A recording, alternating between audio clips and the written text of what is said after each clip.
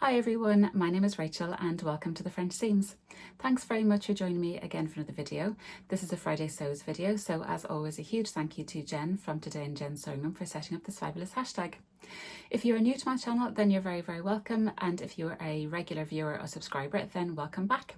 So I did a Friday Sews about 2 weeks ago. I didn't put one out last week. Instead, I think on Monday this week, I put out my collaboration video with the very lovely Sarah from Sew Sarah Style. We both made the Friday Pattern Company Pogan Up pullover, and here is my gorgeous zebra version. I absolutely love it. So I won't go into too much detail about it now because all the details about the making process, the toile, the real version, everything is on my collaboration video, and I'll also link Sarah's video as well below. Her versions are just beautiful and I had so much fun doing that collaboration with her. So thank you so much to everybody who has watched that video. I got some really good feedback on it. Thank you very much. And also thank you to everybody who watched my winter springs plans video. So you'll see I've done a few of them here already. So as always, a huge thank you to anybody who watches my video and leaves a comment. I really do appreciate it. So I will let you know what I'm wearing today. It is a cold day in Dublin today. So I've got on my trusty Whistler sweatshirt. So this is a Love Notions pattern, and I've got two versions of this now. I love it. And this is beautiful brushed back French terry from Ecobee with matching cuffing. I just love it. It's kind of après-ski vibes kind of thing going on to it with the huge big pockets. It's got a band at the bottom.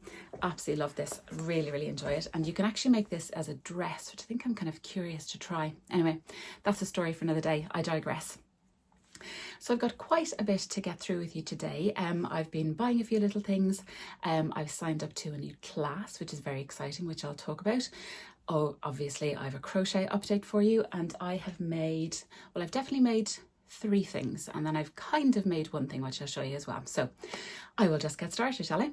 So the first thing I got made this week was my nocturne top. So if you watched my video a few weeks ago, I made a kind of a trial version of the nocturne top in this kind of red and pink stripy fabric, and it did not go very well. So the nocturne top is from Sew Liberated. It's actually a pajama top, and it comes with pajama bottoms as well, but you can make it just as a normal top, and that's what I was trying to achieve. So I had made a size 10, I think, in that version, and it was just far too big, way too much ease in it. I just didn't like it. So I sized down 2 sizes, and I made a size 6, and I made it in this beautiful art gallery rayon that I got from the lovely Christine in Transform Fabrics, and I am so happy with how this came out. So it's got beautiful gathering across the front, it's got beautiful gathering across the back, this lovely kind of V detail in the front, quite tricky to see, and I also managed to do the burrito front and back. So the instructions don't come with that level of detail, but I was able to make it up based on the burrito methods I've done in other garments, such as the Cali shirt, I think. Bit tricky to do it at the front because this low V, but I did manage it as well. So obviously the label that I put in it says nailed it. I was so happy when I got this to work out. Eventually I got there. There was a couple of little curse words during the making process, but I got there in the end. I removed a ½ inch from the length, and I moved an inch from the sleeve. So a couple of alterations to get this to work, but I absolutely love it, and this fabric is just gorgeous. So a little bit seasonally inappropriate at the minute, but maybe I could wear it under a cardigan or something, but I'm just really happy with this now that I've got the fit correct. And this took 1 metre of fabric, which I think is a great little staple to have. If you do have a metre of beautiful fabric, then I know that I can get a nocturne top out of it, which is great. The next thing that I got made up this week was kind of a crochet type garment. So as you can see here are my little crochet hearts that I made for Valentine's Day last year, and you know how I feel about going down crochet rabbit holes. I absolutely love it. So I'd been making more little hearts, and I've been kind of thinking that I wanted to make a little Valentine's Day top, so similar to the crochet Santa Claus top I made at Christmas. So for that top, I bought a little grey ready-to-wear little cotton jumper from Penny's Primark. So they had the same jumper in black. So I was able to applique on hearts. So here is my Valentine's Day jumpers. One of my Valentine's Day jumpers, I should say, because I do have plans for another Valentine's style top. So just a plain black jumper. It's kind of just a cottony jumper. And then I've sewn on all these little crochet hearts. I actually sewed them on with glitter red thread, which I think is a nice little effect. So there are all my little hearts. I will link this pattern below. Completely addictive. Don't come back to me if you've now made 57 million crochet hearts. No, I'd love to know about that. So this is another little make. I'm calling it a make, kind of a half a make really. So, and on the topic of crochet, have I found another pattern that I'm completely addicted to? Yes. And it is for granny squares, which I have never done in my quilting journey. So, and these are cute little white, covered in thread, white granny squares with a little red heart. So I've made 2 of these so far. I now need to figure out how to join them. Answers below if you have a good technique for doing that. Don't know what I'm going to do with them. Just really enjoy making them. Really, really good video, really excellent video actually on how to make them. And you can kind of do it in real time along with the girl doing the video. So yes, love doing these. Think they're very, very cute. So I'm sure I'll come back to you soon with millions of these. So that is my crochet update.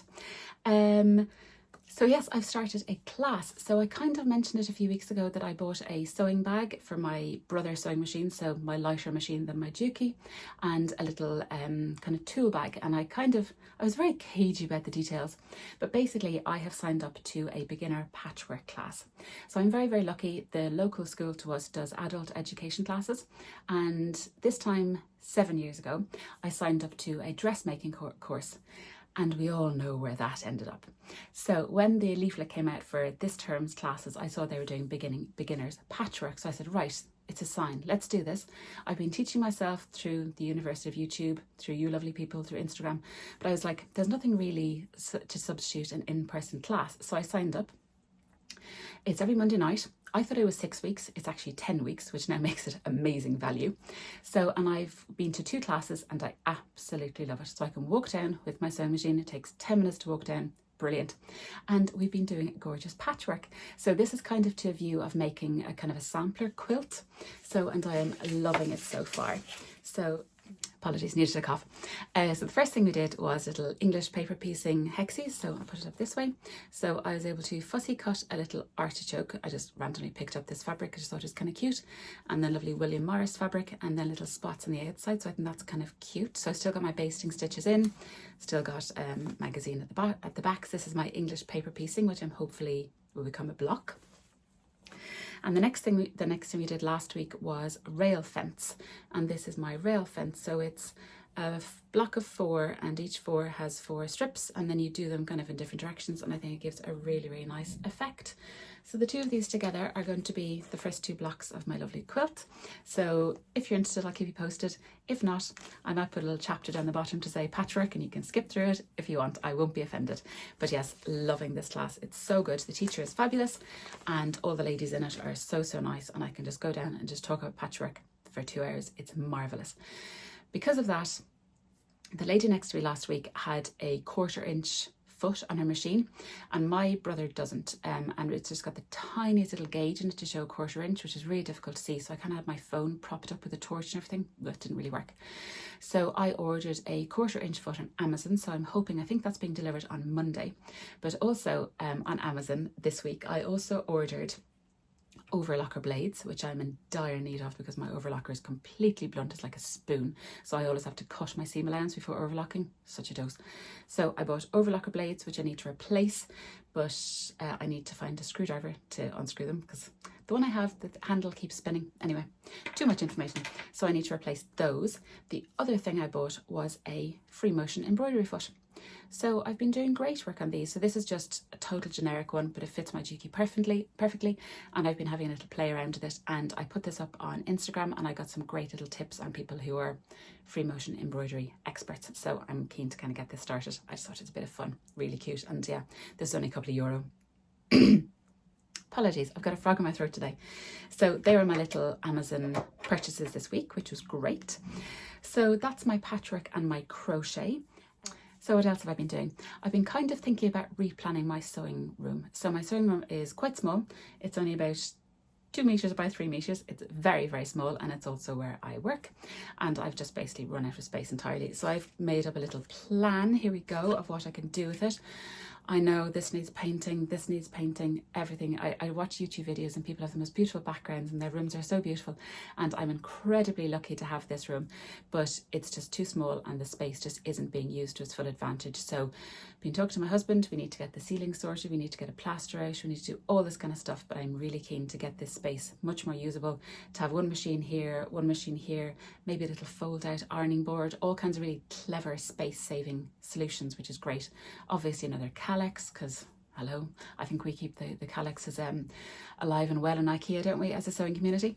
So yeah, that's been keeping me occupied this week as well, kind of planning that out, which is great. The next thing I made was, where's it gone? Here it is, the LB pullover. So this was as part of my kind of vision to make a lovely kind of slouchy jumper with a bias cut skirt and a tulle skirt over it. So the fabric for the bias cut skirt and the tulle fabric is still, I haven't ordered that yet, I will. But also in my plans video, I had said that I wanted to make the Evie bias cut skirt from Tessuti Patterns. However, in the last week, Sew Over It have released a bias cut skirt, and I think I prefer the look of that one more, so I might buy that. It's called the Selena. I'll pop in a picture here. So I think I might go with that one, which is great because it's brilliant when you're talking about something and then a pattern company just releases a pattern for you. Marvelous. But to go with it, I wanted a roll neck jumper. So I made the LB pullover. And here it is. So this is this beautiful true knit fabric, again from Transform Fabrics. I think I made a size medium, and in this stretchy jersey I probably could have sized down a size. But anyway, what I did was, because I had added an inch to the sleeves, definitely didn't need that, but then I ended up taking off an inch from the sleeve seam because it was just drooping a little bit more. So it's quite cropped, but I like that look. I just turned it under. The difference that I made was I made the collar double size, so it should only come to here. I made it double because I wanted to roll it down. Then the other change I made was I bound the neck in here.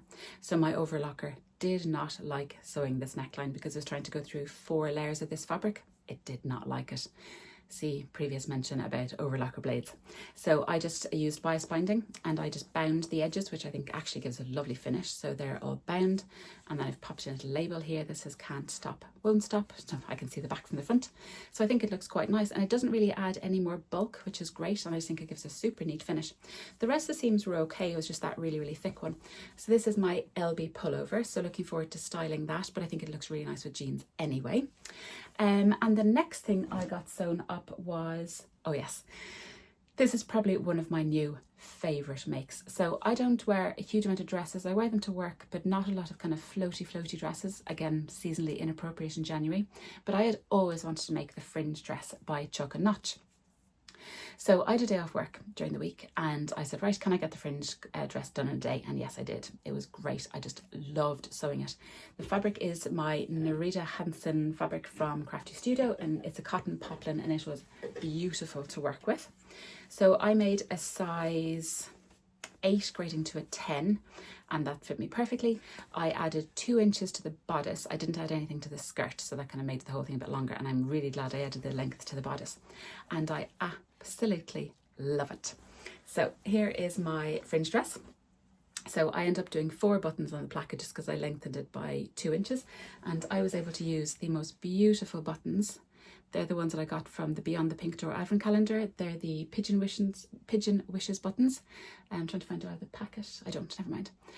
So aren't they absolutely gorgeous? And they're beautiful buttons and they match really well.